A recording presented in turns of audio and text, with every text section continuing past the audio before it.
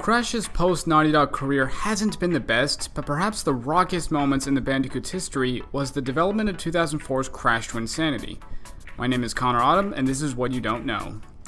The game received decent reviews, but the game itself was rushed out the door basically half-finished. There's a shocking amount of stuff that got cut during development that hint at a much larger, more ambitious game that we ultimately never got. This is even directly referenced in the game itself when Cortex mentions 2 dimensions that were cut from the game due to the developers running out of time. For starters, one of the extras in the game features an unseen gallery, basically a graveyard of concepts that ultimately never made it into the game. These include cut enemies and a lot of neat creature designs that may have been in the 2 dimensions Crash was originally supposed to travel to. There are also entire characters cut from the game, namely an evil version of Coco in the 10th dimension.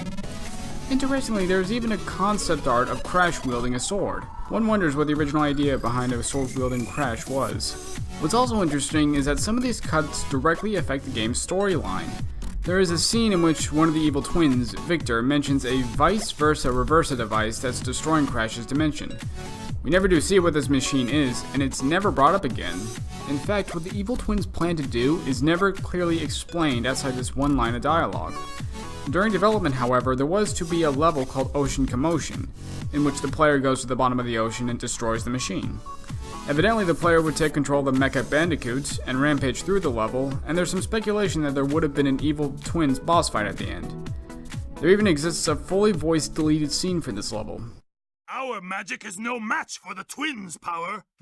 What we need is a little brute force. Mecha Bandicoot is equipped with an electronic brain, programmed with Crash's own cerebral patterns.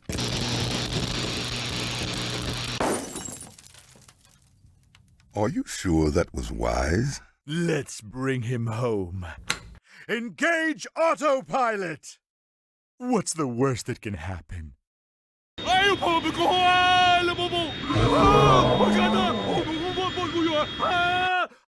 There were also 2 deleted levels involving the twins' refinery, and an unspecified ant level. Not much is known beyond concept art, but given the context, these could have been important to the plot. Another cut level involves Dr. Cortex being zapped into Coco's brain and fighting his way back out, followed by Nina attempting to fix the damage Cortex did. According to the developers, the level was cut late in the game due to being glitchy, further indicating how rushed the final product was. Interesting to note is that the band who made the game's music, Spiral Mouth, claimed to have never seen the concept for the level, nor did they ever make a song for it.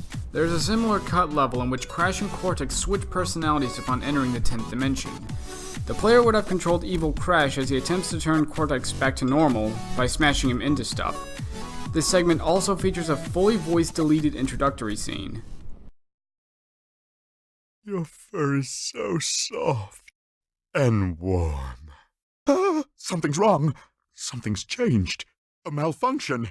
Our personalities switched. If you're evil, I must be... The pain in my chest. I feel... nice. And I can't stand it. Help me! Nina, I'm so proud of you. No. Dendrobium thyssiflorum, the prettiest of all orchids. Ooh, Mr. Tiddles, like a drink of milk? Make it stop! You imbecile! What do you... Of course.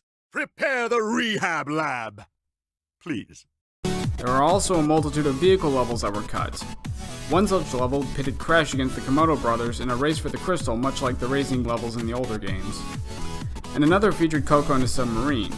Possibly the most interesting level that didn't make the cut was a canyon level, in which the player would have taken control of Cortex's hoverboard for the first time in the series. Not much is known about any of these levels besides pieces of concept art, though. Crash Twinsanity is a good game, but it's clear looking at the cut content that it could have been so much more. Now that Crash is back on the rise thanks to the Sane Trilogy, we might get a rebooted Twinsanity, and perhaps a complete version of the game at that. Well hey, I hope you enjoyed this video, and if you did, be sure to like it and subscribe for more. We'll be posting more content in the coming weeks, so click on our notification gong if you want to follow more of what we do.